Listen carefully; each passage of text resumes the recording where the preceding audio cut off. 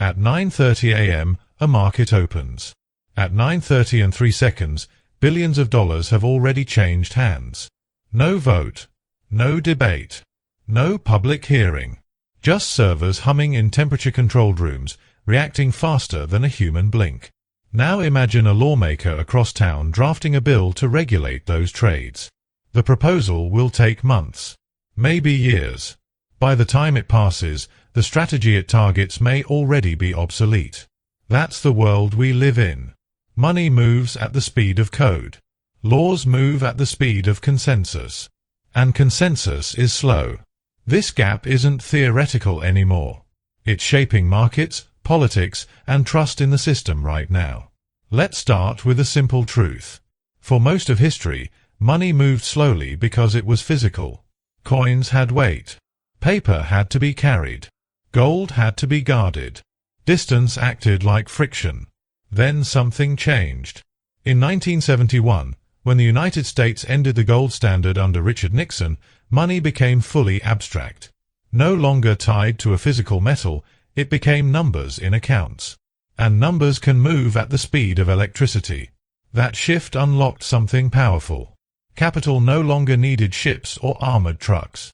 It needed fiber optic cables. Fast forward a few decades.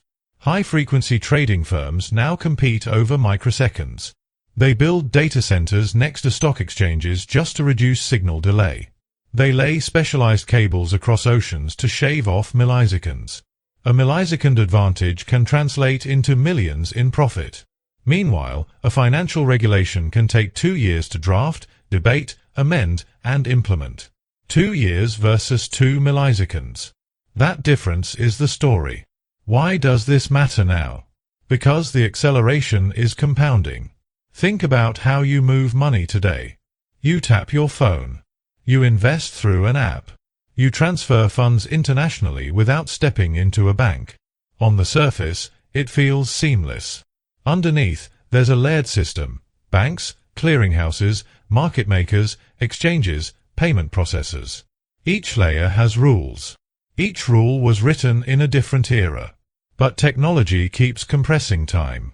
In 2010, during the so-called flash crash, nearly $1 trillion in market value vanished in minutes as automated trading systems reacted to one another in a feedback loop. Regulators investigated for months. The crash unfolded in minutes. Speed won that round. And it keeps winning. Let's walk through how this works step by step. Imagine a new financial product appears. It could be a derivative, a trading strategy, or a cryptocurrency token. First, early adopters pile in. The product spreads online. Capital flows in quickly because entry barriers are low. Digital platforms make participation easy. Second, the numbers grow. Media coverage increases. Valuations climb. Momentum builds. Third, policymakers notice. Committees are formed. Reports are commissioned. Hearings are scheduled. But here's the catch. While regulators are still defining what the product is, the market has already moved on to version 2. This happened with cryptocurrencies. When Satoshi Nakamoto released Bitcoin in 2008, it was just a white paper and some code. No central bank approval. No international treaty. Within a decade, Bitcoin reached a market capitalization of over $1 trillion at its peak. Governments debated whether it was a currency, a commodity, or a security. Meanwhile, billions flowed across borders daily. Regulation followed. But it followed. That order matters. Innovation first. Oversight later. Now let's expose the uncomfortable math. Suppose a financial loophole allows a firm to increase returns by 3% per year. If it takes regulators 3 years to close that loophole, that's roughly 9% cumulative gain before constraints appear. Multiply that by billions in assets. Speed becomes a profit center. And here's the irony. Markets often argue that speed improves efficiency. Faster trades mean tighter spreads. Faster payments reduce settlement risk. All true. But speed also magnifies instability. When fear hits, it hits instantly. In the past, a bank run meant people lining up outside branches. There was time to see the panic. Time to respond. Today, depositors can withdraw funds with a few taps. Billions can leave an institution in hours. The law doesn't have an emergency button that works that fast. Central banks can intervene, but even they operate within legal boundaries. Money doesn't wait for boundaries. There's another layer to this: geography. Laws are national. Capital is global. If one country tightens regulations, capital can move to another jurisdiction in seconds. Corporations can shift profits using complex accounting structures. Investors can reallocate funds internationally with a few clicks. Governments compete for capital. Too strict, and money leaves. Too loose, and risks accumulate. It becomes a race to balance control with attractiveness. And capital always has an exit option. This dynamic makes regulation reactive by design. Policymakers fear pushing too hard because the market can respond immediately. The threat isn't theoretical. It's built into the system.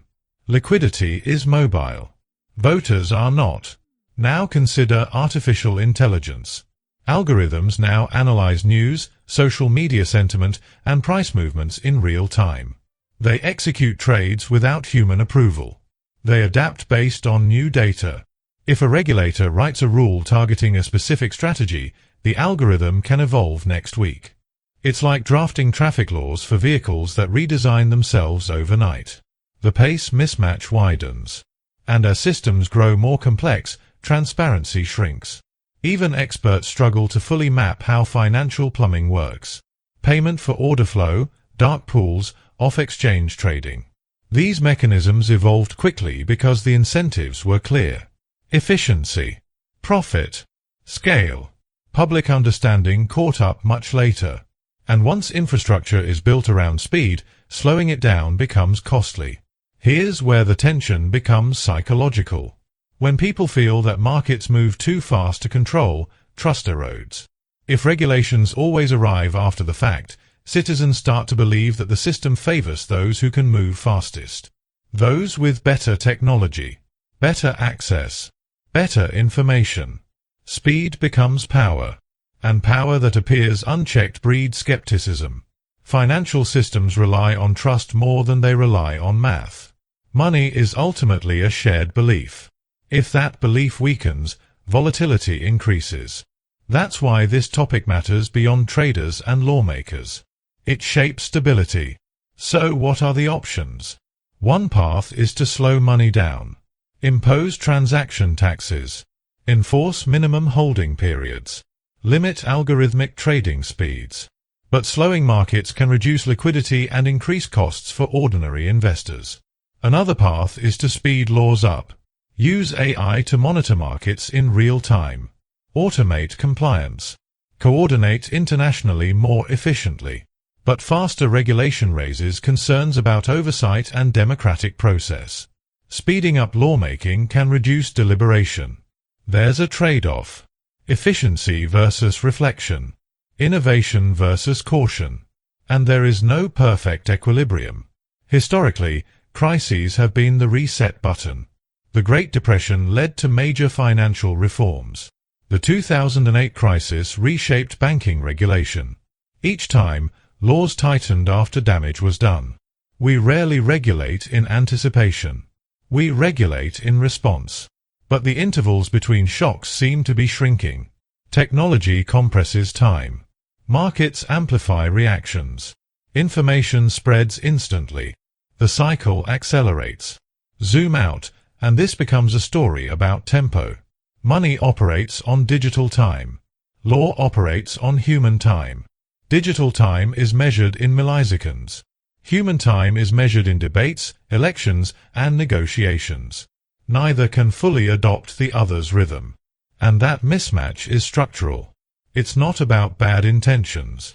It's about design. We built financial systems to move faster because speed increases opportunity. We built legal systems to move slower because deliberation protects fairness. Those two design choices now collide. So the question isn't whether money will slow down. It won't. The question is whether governance can adapt without losing legitimacy. If rules always arrive late, they feel reactive. If they feel reactive, they feel weak. And if they feel weak, trust declines. Markets can survive volatility. They struggle with distrust. So next time you see a sudden crash, a crypto surge, or a new financial product exploding in popularity, ask a different question. Not just what happened, but how fast did it happen? And who had time to respond? Because in the modern economy, speed is no longer just an advantage. It's the battlefield. If you found this analysis valuable, take a moment to like, share, and subscribe to the channel.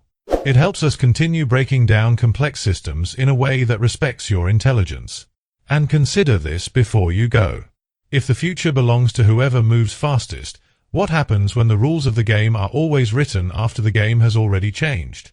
That's the tension shaping the next decade of finance.